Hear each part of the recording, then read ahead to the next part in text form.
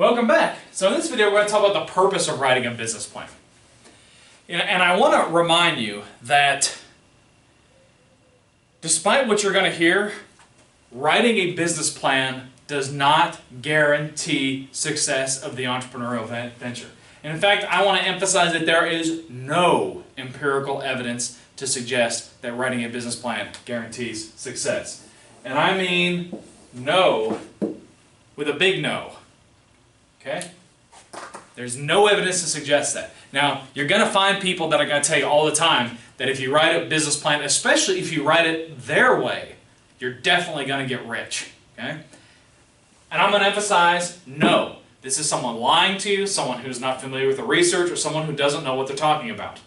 Maybe writing a business plan that way happened to be correlated with their success as an entrepreneur, but it wasn't the reason that they were successful. No, no, no. Okay? Likewise, there is no universal format for writing a business plan. There are many, many different ways of writing a business plan. I'm going to present one way to you of writing a business plan, and other people may present different ways for writing a business plan. You as the entrepreneur need to be flexible enough to decide which way does or does not work for you. Now, I have a colleague that loves to tell students that you need to use this website that he's discovered, right? And using this website by copying and pasting stuff that you put in a Word document and sticking it on that website, and you know, if you push the print button, it'll look all pretty and everything, but you know, that's one way to write a business plan among many, okay? It's there because there is no way of doing it. And I like the way Bill Gardner expresses this. He calls it the swimming metaphor, okay? You know, if I ask you, did you go swimming, you can say yes. Yes, exactly what does that mean that you went swimming? Does it mean you trained like Olympian Michael Phelps and because you want to be an Olympic athlete? Does it mean that you went to the beach and suntanned all day and maybe stuck your toe in the ocean for a minute? Does it mean you did like what my grandma does? You know, she calls it the Congress. That's when she and all the other old ladies in the neighborhood get in the swimming pool every day at about 5 o'clock and they gossip in the water. I mean, they're kind of moving their arms and legs a little bit, but they're not, you know, it's mostly just talking that happens to be taking place in the pool, and she calls that swimming. Or are you just sitting in the jacuzzi to help relax your muscles at the end of a long day? All of these things, you can say, yes, I went swimming. By the same token, you can say, yes, I wrote a business plan. Well, what does that mean you wrote a business plan? Yes, I wrote it in my head. Yes, I wrote it on a cocktail napkin. Yes, I used Dr. D's methodology. Yes, I used somebody else's methodology. Yes to all of the above. Or, you know, and I've got another playlist on this, but the business model canvas, right? In Europe, many people call a business model canvas a business plan, and it looks nothing like this, but it's still called a business plan. So there is no guarantee of success when you write a business plan, and there is no universal way to write that business plan. And by the way, that raises like the most important question of all. Since it doesn't guarantee success, and since there's no universal way of writing a business plan, why do we even write a business plan to begin with? Okay? You do it for internal and external stakeholders for purposes of legitimacy. And those of you that have watched my isomorphism playlist understand exactly how important legitimacy can be for your success as a business person. Okay? Let's say you want to get a loan from a bank. And you go to the bank and you say, hey, give me a loan. The bank says, okay, what for? Well, I've got a new small business. Okay. The bank says, can I see your business plan?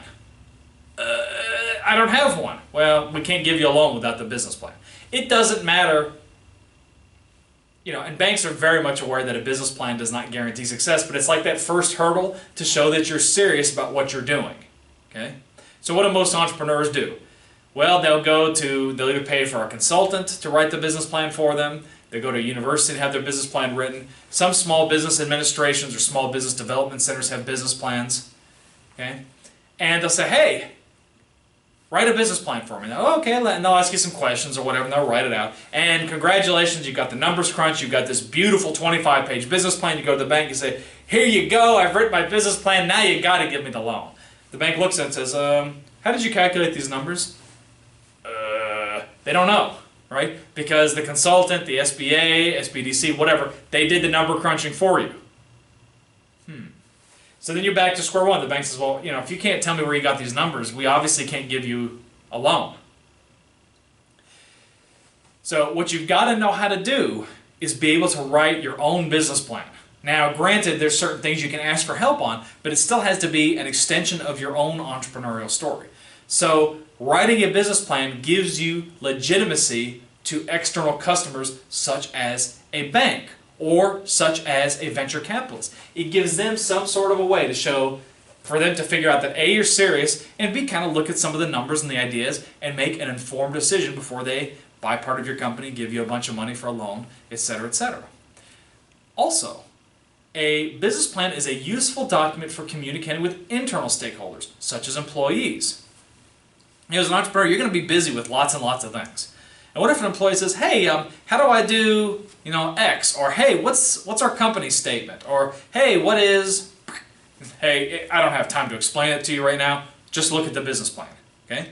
So by sharing your business plan with your employees, it gives them a document to refer to so they know what they should be doing or should not be doing, what kinds of things that they ought to be performing in order to support the overall business mission. That's why a business plan is useful for internal stakeholders. So this is the purpose of a business plan. Great.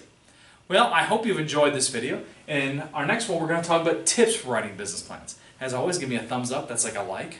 Comment down below, and make sure you subscribe. Awesome. I'll see you in the next video.